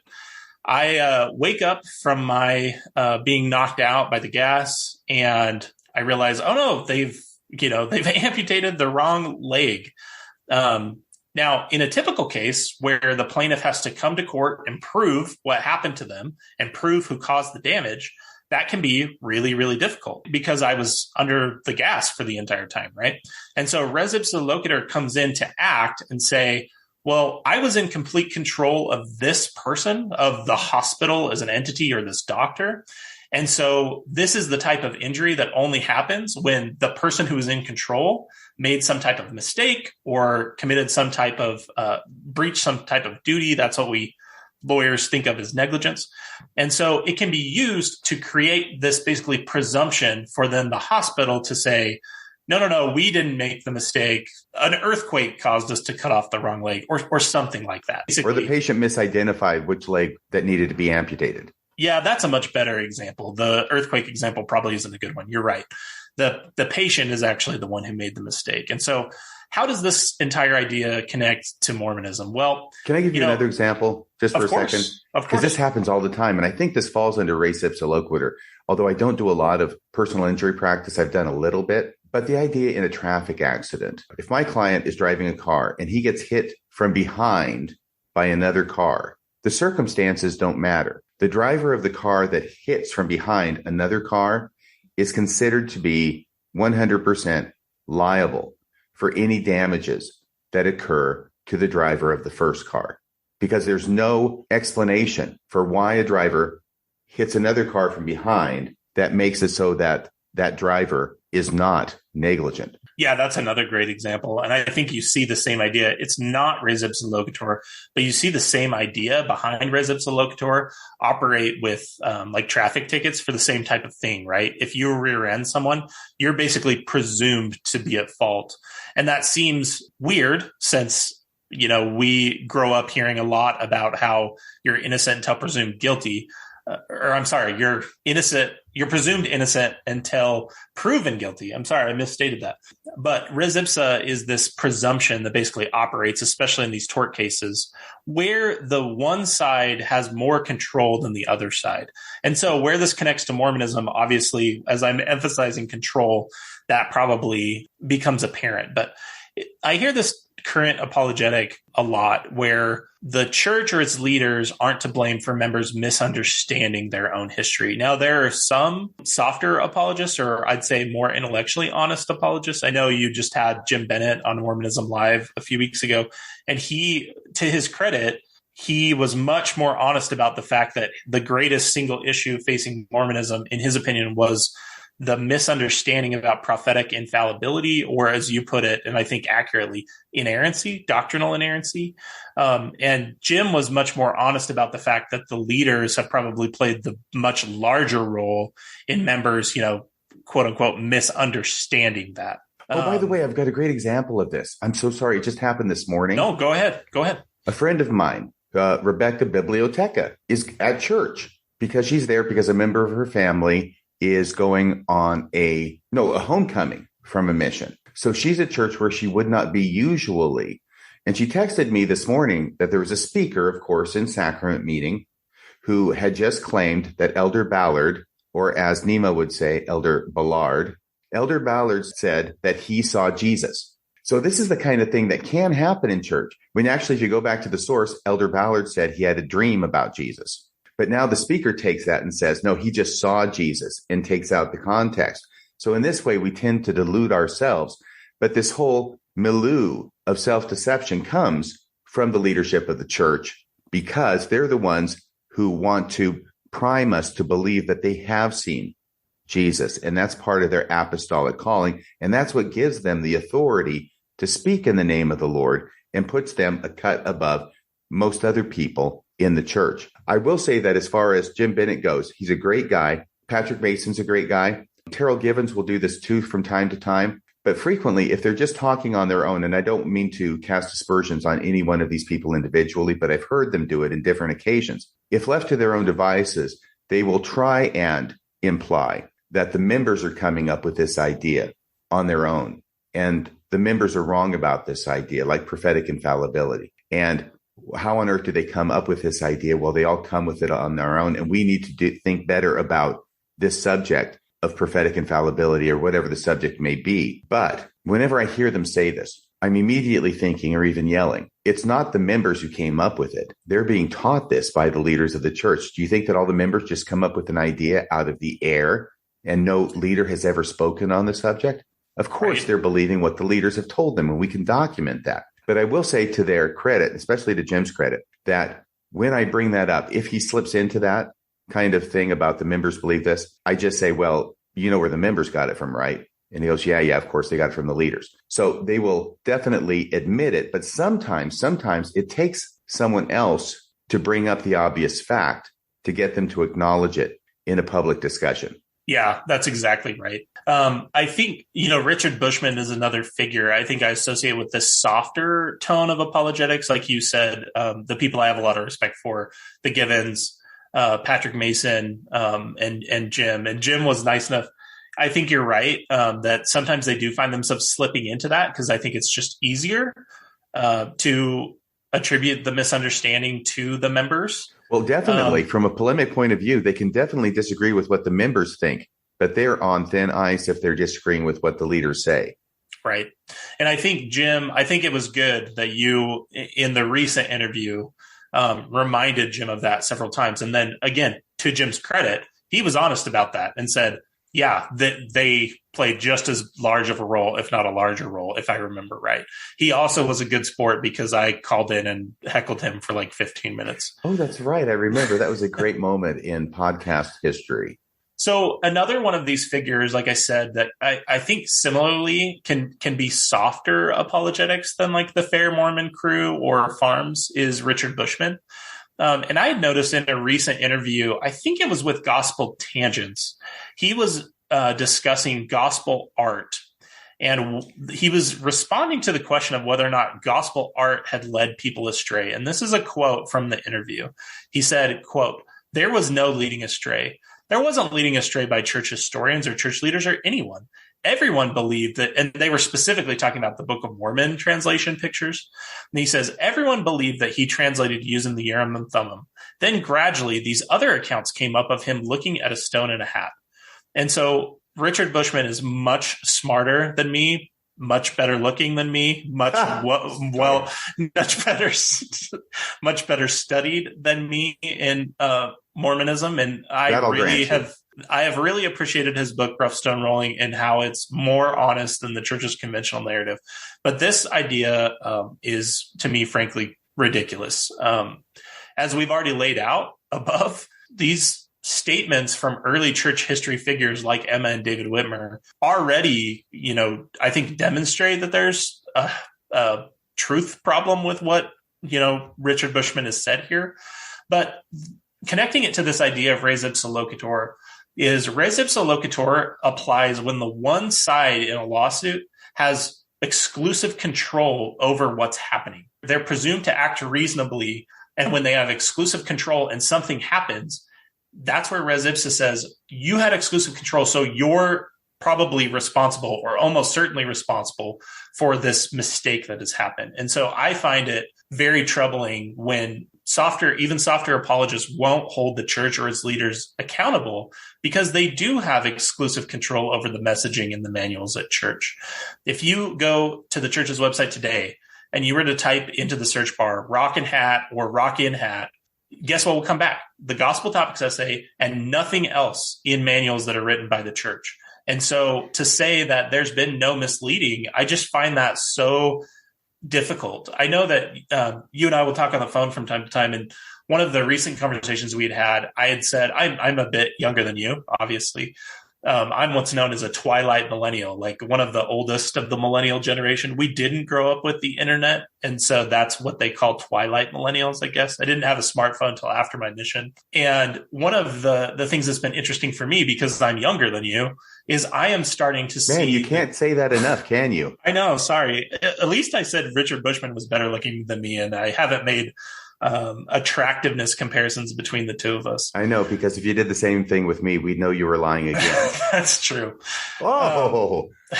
But one of the things that's really interesting to me is I am, as a younger person, starting to see the gaslighting in real time. And the example I had given you recently is Elder Ballard, because they're trying to save face about missionary convert low retention rates of recent convert baptisms.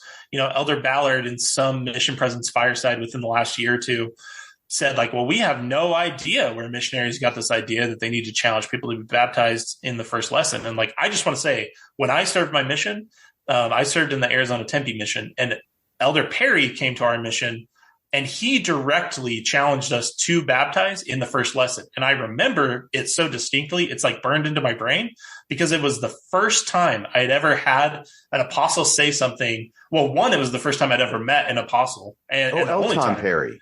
Elton Perry, yeah, okay. Before he had died. Presumably. Yes. Res Ipsa Loquitur.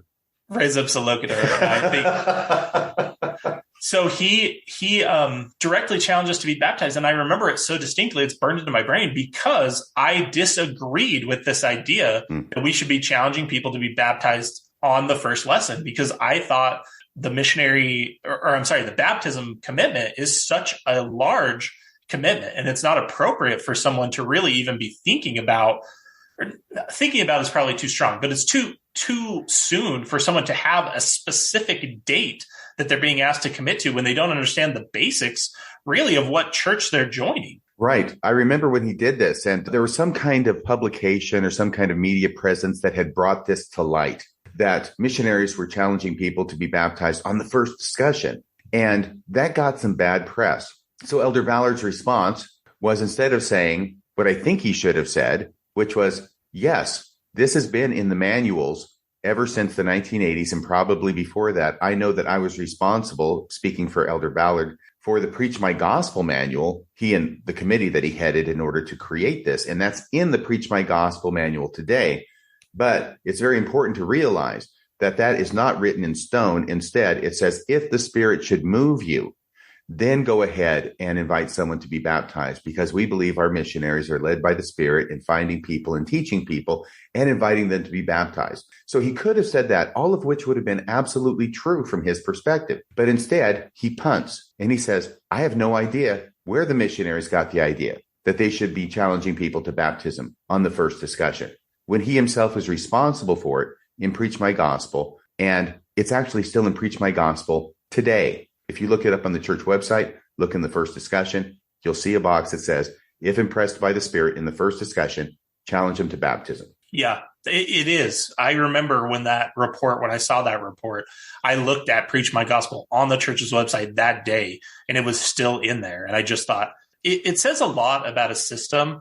And I know that in the recent episode with Jim, when we talked about this a lot, it says a lot about a system that someone at the head of it can get up, or in some type of capacity, speak for the organization, tell a blatant lie, and nothing happens. There's no accountability. There's no reckoning. There's no one who calls them on it. And that, to me, is the biggest problem with the church today, is that there is no accountability for bad action from the leaders. That's very interesting. Actually, Captain Nemo, is going to be speaking about that very subject on this Wednesday's episode of Mormonism Live. And I paused there because I'm not sure if I'm going to have this up before that happens or after that happens. But regardless, that's going to be the main subject matter of what he's been going through over there. Yeah, Elder Ballard should be fired. In a normal organization where someone comes out and does something like that, he should be fired. But there's no ability to fire apostles. God is the only one who can fire them, presumably by taking them out or having them die, crossing the crosswalk against the light or something like that. That's the only method of getting rid of people who do things that in any other organization would have them fired before the sun went down. He should have been cleaning out his desk. In another way, I look at this and I think we call these church leaders. Elder Ballard is a church leader. This kind of thing that he did in this instance is not what a leader does. This is the worst kind of leadership, if you can even call it leadership, because leadership isn't that complicated a thing. But 101 in leadership is you don't ask the people under you to do anything that you would not do yourself. And if you tell your people to do something and it blows up, you take responsibility. You don't blame it on them for something that you told them to do. That's not leadership. That's chicken shit. Yeah, it is. And it's interesting how when the church gets kudos for anything, the church gets the kudos, right?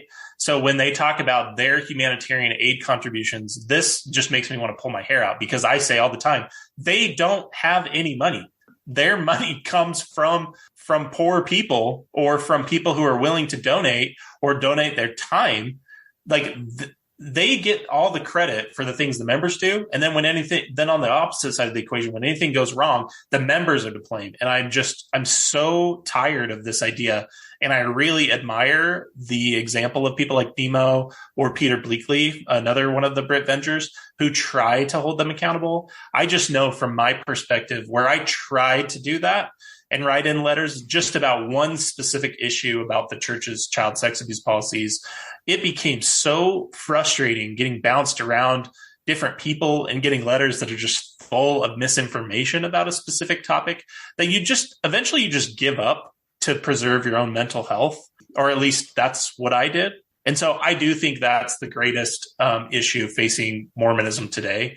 It's interesting. I had recently, kind of along the same lines as what we're talking about today, I recently started just a little blog that's called Mormonism on Trial.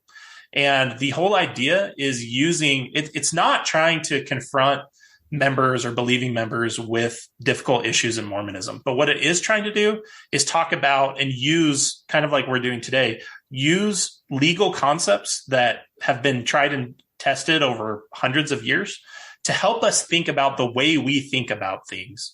And after the episode with Jim had aired, the Mormonism Live, I had thought of, for me personally, what the biggest issue facing Mormonism is, because that's what Jim's topic was.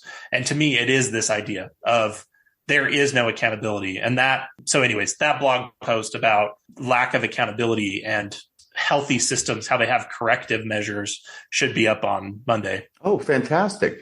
Well, I will tell you, there's one other thing that we are going to cover. We're going to do a part 1 today. We'll end in a few minutes. If there's a sufficiently robust response to this, we'll do a part 2. How does that sound, Kolby? That sounds great. I hope people like this and it's not just two lawyers talking inside baseball, but I think we've connected these concepts enough to Mormonism to help people see that there are other ways of thinking about these things. Because I think that really is, if I had to give people like a takeaway before we talk about this last thing, is I don't want to tell people the conclusions they should reach about the church. It's an entirely gigantic thing, and it informs so many people's life experience. And I don't want to take any of the good away from people, but I do want people who, no matter where they decide to fall on the spectrum, to think about the way they think about things and the way they've reached these conclusions. Because if it at least helps people take things a little less dogmatically, I think hopefully it'll be well received. Right. And what I wanted to conclude with was going back to what you had said about Richard Bushman and the stone in the hat and the artwork that's produced by the church, which conflicts with that story of the stone in the hat. And his saying, well, people just didn't know about it. The leaders of the church didn't know about it. We didn't know about it. We're just finding out about it now. And so the church is catching up to the current state of knowledge. That is not a good argument, in my opinion, because this is the church who has its own freaking history department. And the history department is about the church. So they collect the documents. They know what the documents are.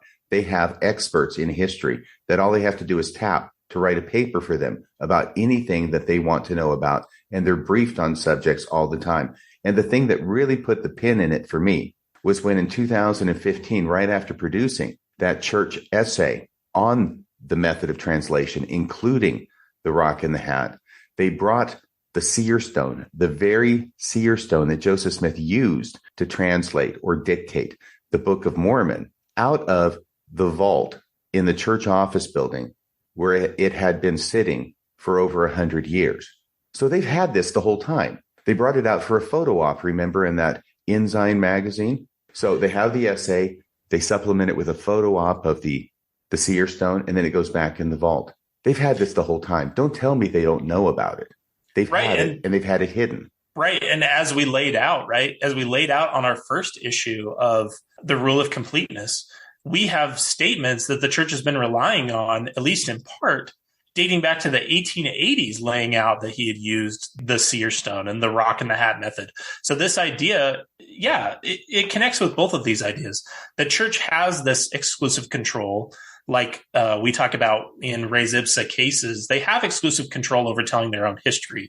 So they are responsible for the inaccuracies. And I want active members or even nuanced members to realize they have this control. And so they are accountable. You are not accountable for not understanding things that you weren't taught or things that you had to search out on your own. I was actively taught that the rock and the hat was a lie, right, in seminary. And I think many people were. And so this isn't the only issue where the church gets into hot water for the way it's told its history. I would note that even though the church, I think today is in a much more transparent place than it was when I had kind of come of age, it's still to this day. Like if you look up the sources, the different like source notes on the Joseph Smith Papers Project, they include lots of notes from Joseph Smith's personal journal.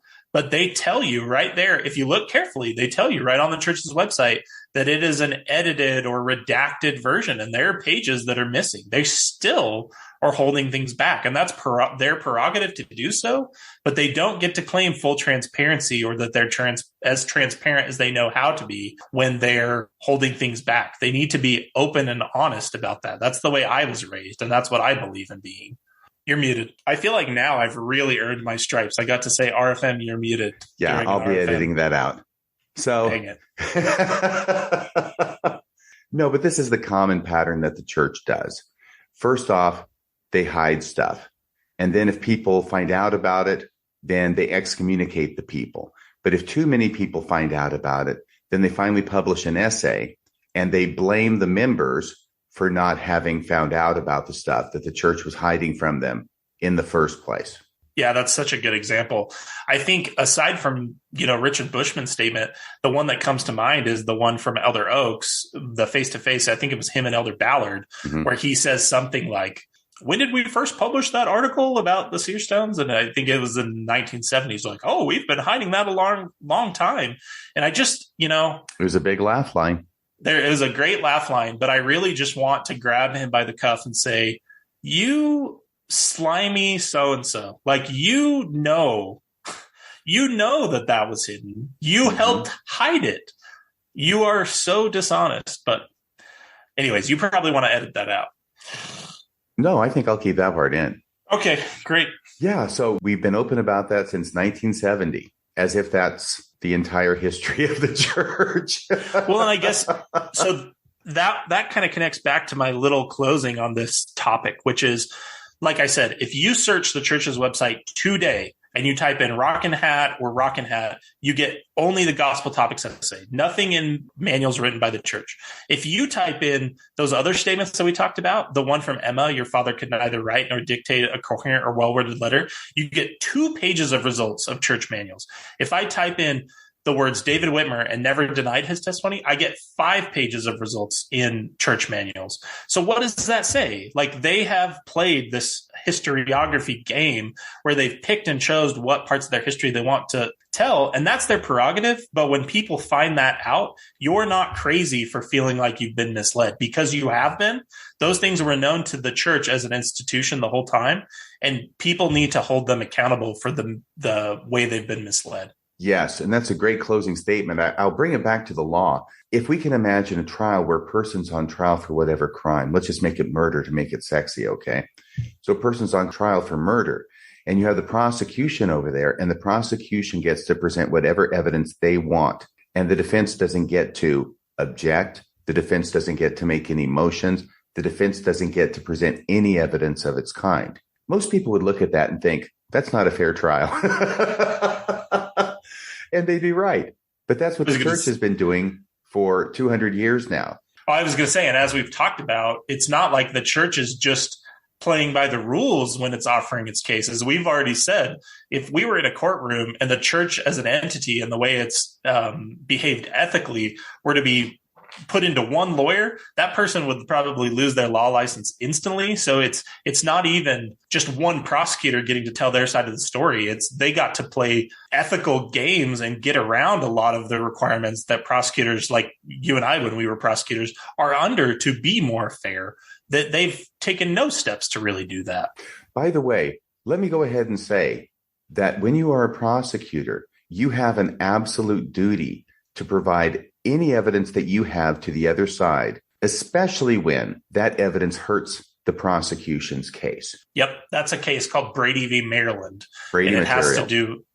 It has to do with exculpatory evidence. The state has to give those things over.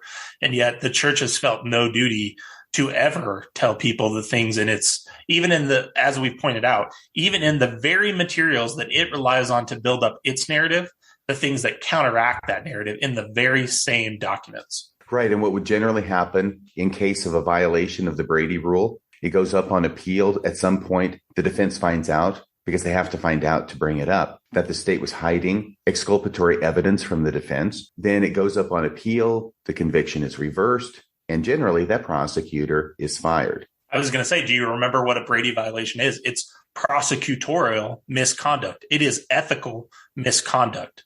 And it's hilarious that the church does the exact same thing. Yes, what they're doing is ecclesiastical misconduct. That is probably the best closing statement that I've ever heard. I'm going to leave it there because it's not going to get any better than that. 32 years of practicing law has taught me that much. Well, thank you for having me on. It's been a pleasure to talk about this with you. You bet. And I look forward to having you back for part 2, where we're going to cover some things that we didn't cover today, equally, if not more interesting than what we covered today. Thank you. You bet. Thank you, Kolby Reddish, for coming on the show. That's about all for tonight. This is Radio Free Mormon, signing off the air.